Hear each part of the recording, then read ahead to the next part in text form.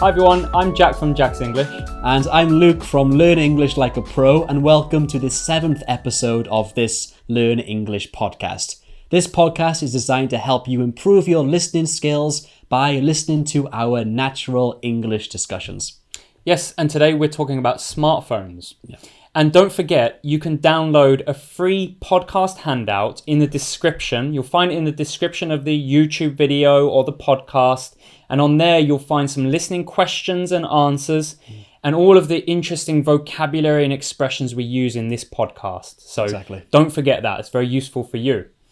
So as I said, we're talking about smartphones today. And the first section is I just want to know, what's your smartphone and how do you usually use it?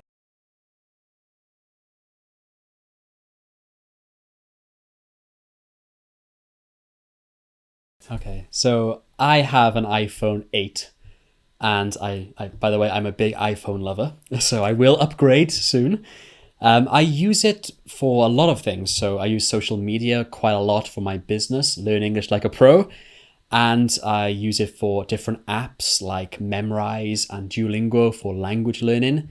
And but I think mostly I use it for messaging my family through using apps like WhatsApp. Yes. Yeah. How about you? Anything different? Well, I've got a different phone for a start. It's an old phone now, actually. It's a Samsung S7. Okay. It's pretty outdated now, Really? right? I think we're on to S10s or S11s now. I'm not sure, but I've had it for 3 years and it's still going strong. I still quite like it. It's okay. It's getting a bit slow now. Okay.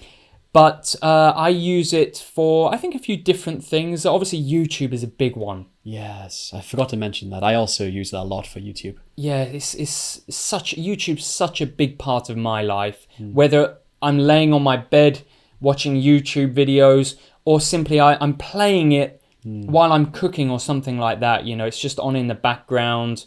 Yeah. I listen to podcasts through YouTube as well. Yeah. I've got a few favorites on there, like Joe Rogan podcast and a few others that I really like listening to. So YouTube is a big one. I also do have the podcast application, the Google Podcasts, which is where you can find us. We are on there now. Also on the Apple podcast. Yes, yeah. So I do like podcasts. I like, and again, you know, even when I'm taking a shower, I put my phone on the side, blasting a podcast, and I'm listening to that while I'm taking a shower. You are a content junkie. Yes, yeah, I consume so much content. Okay. And then on top of that, I do play a game now and again. I always have at least one game on the phone just to kill time. Yeah. And I use it for work as well. It's a big tool for work. You know, I use Kakao Talk, which is the messaging service. I think just here in Asia, Kakao Talk. I think just in Korea, to be honest. Oh, is it just Korea? Yeah, right. So I use that for my business and FaceTiming with parents and things like that. So to be honest, my smartphone is a huge part of my life. Oh, mine too. Yeah. Really. I hate to admit it because I'm not like a young person anymore, but I would find it very difficult to spend a day without my phone. Yes. It would be very weird. It would be uncomfortable, wouldn't it? It would be, yeah. Even things like just going around the city. Yeah. I rely so heavily on my GPS, you know, Google Maps, for example, to get from place A to place B. I remember I did lose my phone and I had to get a new one, but I went a whole week without a phone. This was like 2 years ago, and it was tough. I got lost. Really? I got really lost. Like. I haven't been lost for a long time, and I was like, wow, I don't know the way. Like, where do I go now? I haven't got anything to check, and like to ask someone, that's such a pre-2000s thing to do. it is. It's very, asking someone for directions all the time. Yeah. That used to be, standard question, but who does that now? Who needs that? Exactly. I'm so reliant on it as well. I couldn't imagine spending time away from it. Do you know how long you use it a day? Have you ever checked, in one of those applications? I have checked on the iPhone. If you swipe up on the home screen, it tells you how much. Oh, it does. It tells you how much time you use it per day and gives you an average. And I use mine for 4 hours, 4.5 hours per day, on average, which I think is quite low, actually. However, I do use my laptop a lot as well. So Yeah. yeah. I'm not sure for me. I've never checked. I don't think we have the same function on Samsung. Certainly not on my model. Yeah. But I do know that there's plenty of applications and I should check. I'm a Yeah. bit scared to check, actually. I think that the time could be shockingly high, Yeah. especially when it's like on in the kitchen or something like that. But I'm so reliant. And I was thinking that the other day. I was watching a documentary and it was back, maybe around 2000. And I think it was a travel documentary or something like that. And they were going around the city and they were looking at a map. And I was thinking, it would be, I couldn't imagine that now. Yeah. That we'd have to actually have a paper map and, we'd have to check that or perhaps it's in a book or something. But now everything is just Google Maps, isn't it? It's crazy. I actually, when I first learned to drive, I used a map a lot. I would map, if I was going out of my city into a new place, I would look at a map, find the directions, take notes on a piece of paper, and then drive. Totally the same. I'm not that old. Yeah. That would have been 10, 12 years ago. Yes, exactly the same for me. I always had that giant sort of A3 size map in the passenger seat and I checked that. It's funny to think back to that. So that kind of leads on to the next thing, and I think this is something perhaps we're guilty of. What do you think about smartphone addiction? Is there an issue for you or any family members?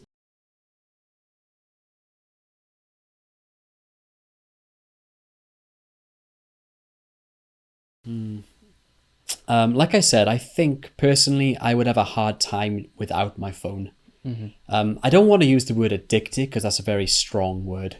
However, I am very reliant on my phone, and addiction is a fine line between reliant and addicted to something. So I don't know. In my family, no, not really. I think my family are pretty reasonable and responsible with their phone usage. However, I do have a couple students who I would class as addicted to their phones. Why? What do they do? Well, firstly, they can't do anything without looking at their phone first. So if I ask them a question in the classroom, they have to check something on their phone.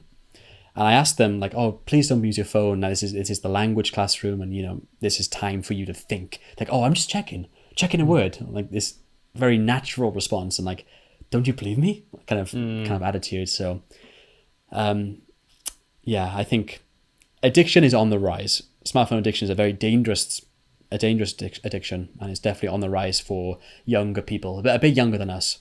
I think so, yes. Yeah. Although having said that, I do have some adult students, and they've even we've talked about this in my classes. It's a very popular point to talk about, popular subject, smartphones, and some of them have admitted even smartphone games. They're sort of in their 40s and they've got these, I don't know, kind of character development games, RPGs, I think, and they admitted I spend far too much time on that. I'm lucky. I don't really like games, like phone games or PlayStation games. I don't like them that much. I've never had that drive or kind of feeling of wanting to play a game like that, which I think those games are designed to be very addictive, right? Yeah, they are. As you said, they're designed for that, aren't they? Yeah. They make sure that you're getting new things and upgrading those things, and it's always some kind of development in the game, and I think that keeps you coming back for more. I think so, right? And paying more. Yes. So for me, regarding smartphone addiction, I'd say I'm similar to you. It's borderline in terms of time. I think I use it so much. But would I feel anxiety if I didn't have my phone? Perhaps not too much, especially if I wasn't thinking about contacting or anything like that. But yes, it is borderline addiction with the time, considering the time. So lastly, and perhaps we should think about smartphone addiction as well. Yeah. But I think there are positives. How are smartphones affecting the younger generation?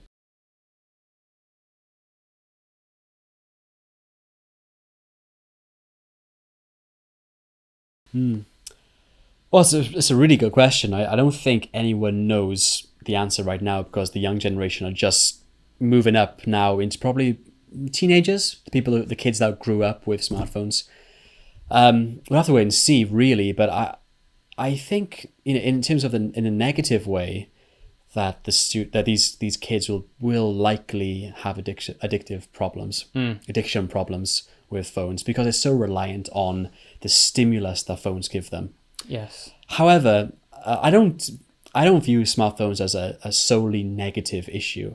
I think that's what a smartphone does. It enables you to gather information anywhere you are in the world. So I think that young people, now they're probably about 15 years old, will be far better equipped at finding useful information to better their lives. Okay. And also maybe deciphering what is kind of fake news, real news, trustworthy and not. Much better so than our generation. Yes, I wonder if perhaps with the younger generation, they actually need lessons for that. You know, to distinguishing between the types of information you can receive and the fact that nowadays there's a lot of disinformation. Yes. You know, people are purposely creating this fake news, which you hear so much, and perhaps there needs to be some education for that, right? Yeah, I think so. I'll tell the podcast listeners that actually my wife is now pregnant. Yes, so congratulations. Obviously this is going to be an issue that we have to deal with in a couple of years. When the baby grows up to about 5 or 6 or 7, then he or she might be asking for a phone, and we have to make a decision whether to give the phone or not. I think definitely smartphone education is essential for young children. And even when they're sort of, it's sad to say, but 1 or 2 years old, and they just want to look at it. Right. So actually I have some students who have a baby, 2 Chinese students of mine, and they have a baby, lovely baby. Yeah. But she's seen that phone, and she finds it so interesting, just the shapes and the colors, and she wants to touch it, and she wants to look at it and play with it. And it's scary how they want to use it so much. You know, it's so tempting for them. I think children imitate parents. Right. Yes. So if the parents are using their phones constantly around the child, then that child might grow up thinking like, oh, this is a natural thing for humans to do. So I think parents have a responsibility not to use their phone too much around their kid. Yes, I agree with you. Yeah. But going back to what we said earlier, as you said, not all bad, right? Yes. They've got access to such a huge amount of information. I hope their homework is going to improve, right? When I was young, I was using encyclopedias, paper encyclopedias. It's crazy how inefficient that is. It's unbelievable looking back. Yeah. And I hated it. I hated going through the encyclopedias and finding the Romans, and it was awful. But they've got all this information at their fingertips, and hopefully they use it well. I think we can look at this in a positive way, and think positively towards our children, and think it will in the end better their lives. Yes. Yeah. Good. Yeah. So interesting discussion. Yeah, thanks, I Jack. always like to talk about smartphones. I think it's something that's developing so quickly. Right. So thanks for listening to today's podcast, episode 7. Yeah, thank you everyone. If you enjoyed this, please give it a thumbs up on YouTube, or, Yes, please do. a like, or wherever you're listening to it. And if you have any questions, leave them in the comments section and we will definitely get back to you. Yes, thanks for watching today's podcast. We'll be back soon.